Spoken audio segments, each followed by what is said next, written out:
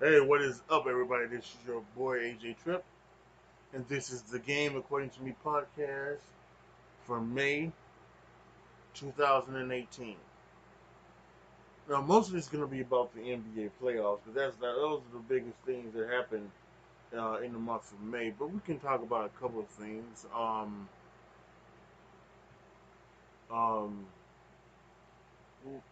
the NFL passed the national. They made a rule about the national anthem where the players have to stand.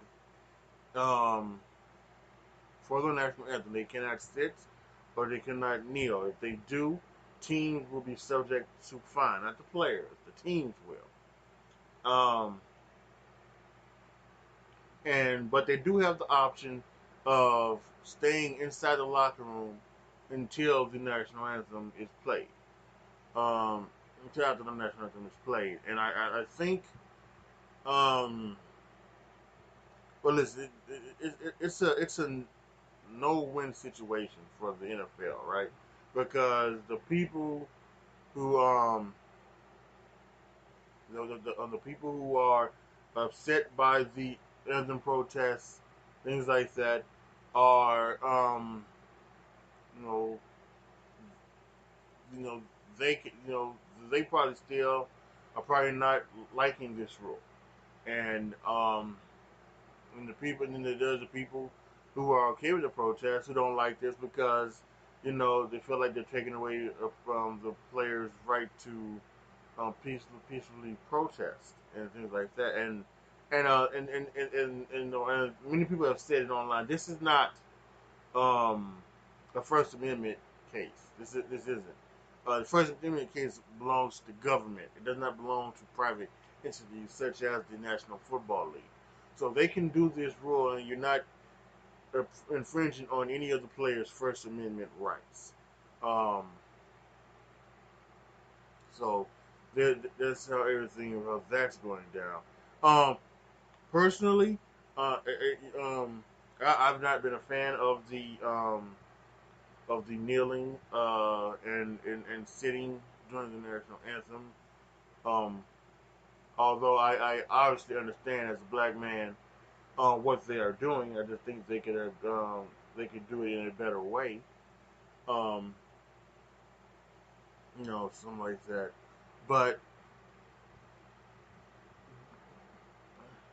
I think the NFL had to do something. I think they had to do something because I just think what you don't want is people turning off you know the games because they see somebody. What you don't want is what happened last year in Indianapolis with the 49ers and the Indianapolis Colts. Many about 4 or 5 49ers kneeled during the national anthem. Mike Pence was there, and he was there, and he was there, and then he left. Mike Pence he was the governor of Indiana. He's a native Indianian, however you say that. Um, so and it was an obvious um, ploy by the vice president and the president because he puts out on Twitter that he's not going to support that type of you know show of what he deems to be disrespect to flag and Americans. So you know now we'll see how it goes on.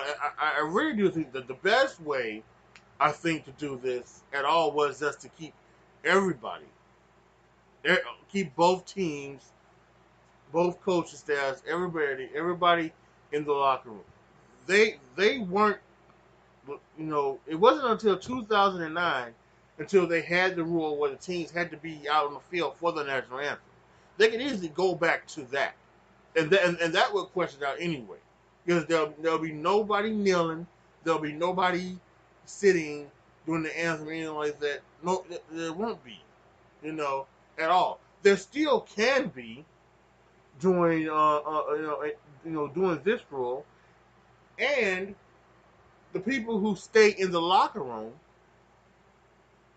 are going to get questions afterwards, well, why did you stay in the locker room? Why, and it's so it's still going to be, I think, a big mess for the NFL. I know that they had to do something, but we'll have to wait and see if anybody kneels, if anybody sits, and who puts in the locker room. I do not believe the the um the report that there's like 25% of the players who are going to sit out in the NFL this year because of this rule. I don't believe it because of the source who it comes from.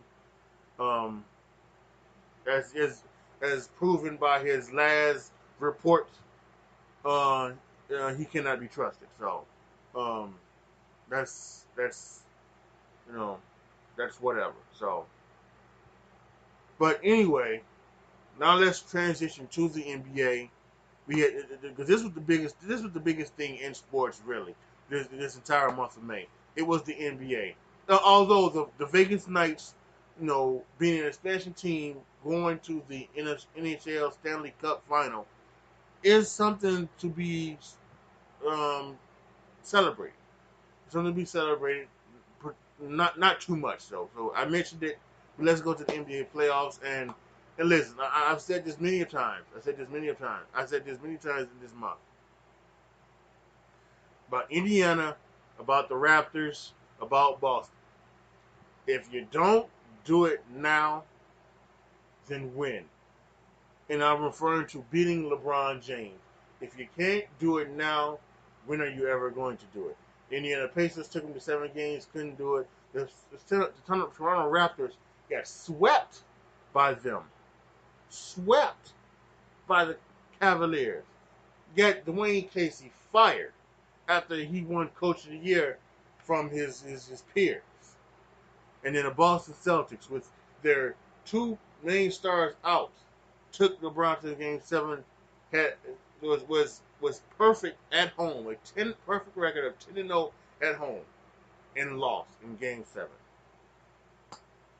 I don't know, man.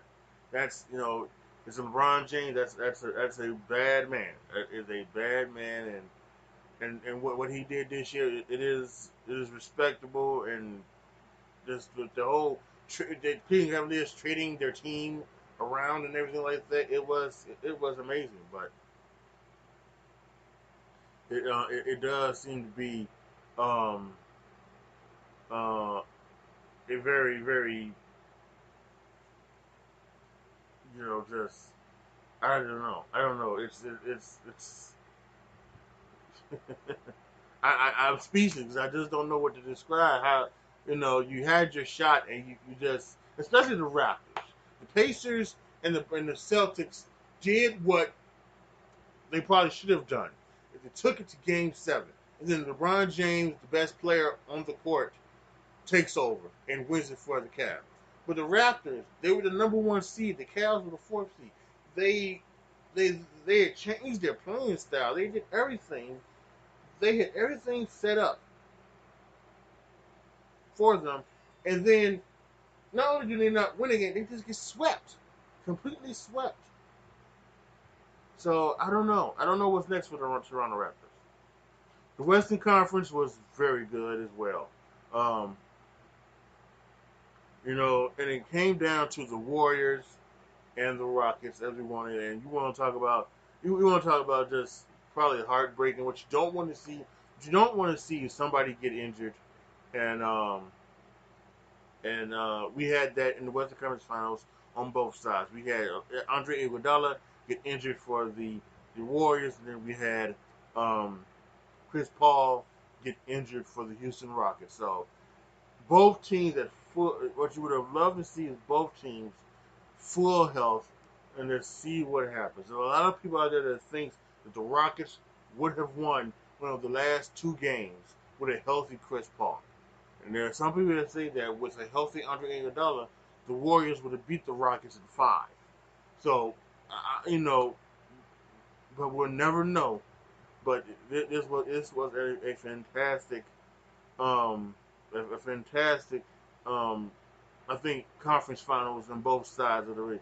The basketball some during the times was not as good as it could have been.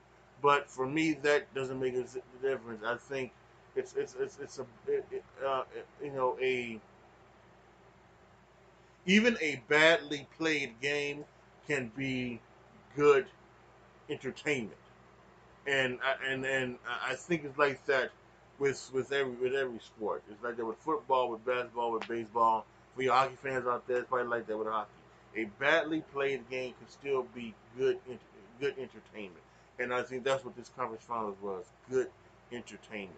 Um, so now, tomorrow, or today, I am recording this Wednesday. You guys are going to be hearing this Thursday. Um, but here we are. We have the um, the NBA Finals of the Warriors and the Cavaliers. For the first the fourth time in 4 years. So what both teams have done is amazing. What both teams has done is incredible these last 4 years, and it is going to be fun to watch. I hope I can enjoy that, and and I say that because the things that have happened. One of the things that went down has gone down probably over this past calendar, which has an NBA season, is that we've gone we've automatically gone into this system, and there's the people on the radio, they made it out easily. You wonder why you always go from LeBron to Jordan. Why do you always make that jump? And someone put it, easily. LeBron is doing so much so that he is right now so up and above his contemporaries right now that you can only compare him to history, and that's understandable. And if it was just a comparison, I would be okay with it. But there are many out there who foolishly believe that LeBron James is better than Michael Jordan, and it just isn't. And for those of y'all who are listening to this on YouTube, you probably you can go back and look at my last two videos or my next two videos or whatever. Whenever I put this out, I guess I'll put this out like in the middle of the day or something like that, so that it'll be the last two videos. And I talk about this in both videos, and I talk about why you know why Michael Jordan is so far and away better than LeBron, and then I explain why my inner of why this debate saddens me. It really does. It does saddens me, and why we really just need to stop and just appreciate who we have right now. We have the second greatest basketball player of all time playing right now, and I can say that without question in my eyes. But to just continuously say that he's better than Michael Jordan, he isn't, and it's just so crazy. And if everything, and again, I explained this in the YouTube video. It's not just rings, or it's not just scoring titles, or it's not just defensive, you know, um, all defensive NBA teams or anything like that. It's the eye. Anytime you compare someone who's great, it's the eye test. The eye test is the biggest thing, and the eye test for me is in part this also encompasses and the era that Michael played in, and the era that LeBron played in. Many people call the Eastern Conference the Leastern Conference. They call it that, but you're gonna sit up and say that the competition that LeBron is playing now is better than the ones in the past? Don't give me that. Again, that's over on YouTube, A2020. For those of y'all listening on Spreaker or SoundCloud, so make sure you go over there, check it out, check out that video. I think you guys will enjoy it. That will be it for me this month. Check out next month, June 20th, where we'll break down Money in the Bank for the WWE. Good. See y'all later.